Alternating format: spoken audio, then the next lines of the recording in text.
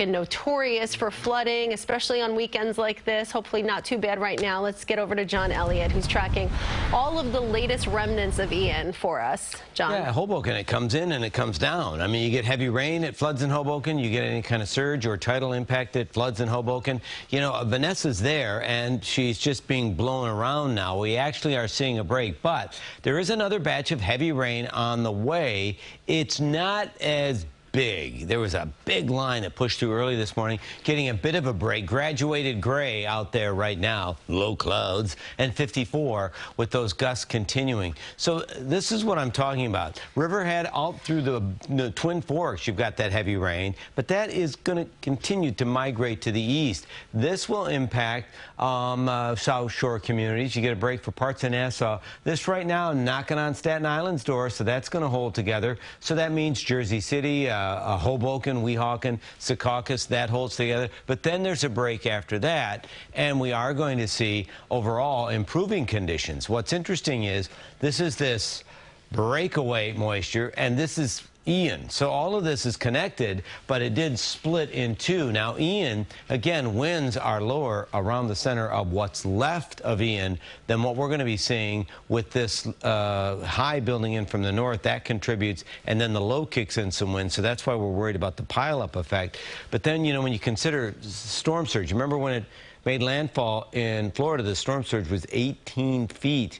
South Carolina was about a third of that, but still devastating in South Carolina. But this number, all of that mass of water led to all of the destruction. And we're talking a lot about power outages. I just want to bring this to your attention. Look at the heat today. We're going to see highs in Fort Myers and Naples, and then into parts of central Florida in the low to mid 80s. Dew points are way up there. The weather overall is better, but so many folks dealing with no power and limited resources, and they're dealing with, again, heat, not breaking records, wouldn't be unpleasant, but you've got to factor in so many people in so much need. By the way, in Atlanta, not a bad day in Atlanta, so it looks good for the Braves tonight. So, well, it looks good for the Mets as they take on the Braves. See what I did there? I'm looking at yeah, it looks good for the Braves. It looks better for the Mets tonight. So Saturday, as we work our way through the day, you know what? We'll make a stop at 1 o'clock for the Yankees, too. It's looking okay in the Bronx. It's going to be better for the Mets overall, weather-wise, for their game tonight.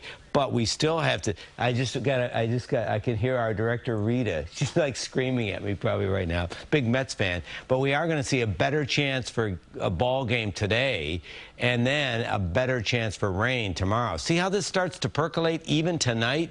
We're going to see scattered showers. It's going to be cool. It's going to be raw. Some of these could hit, but we're kind of in a squeeze play. It's actually not bad. I think Sunday afternoon, though, we're going to see this line fill in. So if that's a key travel period, boy, again, it's looking like it fills in during the course of the day, and then you're going to see for travel at night more coverage. But instead of the focus being to the east, it's going to be more for the city and central parts of New Jersey to the south. That's why Ocean, you could end up with an additional inch of rain tomorrow.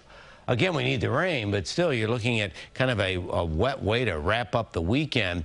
Monday morning, a little challenging for some. It actually is shaping up off to school for the Hudson Valley, Connecticut, and more of the island, and then it's a little bit better during the day. Again, a reminder, it is going to be chilly. We're not going to warm up that much. Lows tonight, 40s and 50s, somewhat better than they were last night. And then tomorrow we bounce back a bit. We're in the low 60s. Man, we should be almost around a 70. It's going to take a while. Showers today, and then a break, and then more showers Sunday at night, and then a break, and then another round Monday into Tuesday. Yeah, and you know, today is International Coffee Day. Oh my God, that's amazing. So so you know, it's hot. Hot coffee will warm you up. How many cups of coffee do we drink? I was just talking to my neighbor. I usually have like 3 in a day. All I know is 146 billion a year. Oh, wow. In the country. In the country, yeah. Just in the United States. So there you go. Bottoms up, cheers. Exactly. Thank you, John.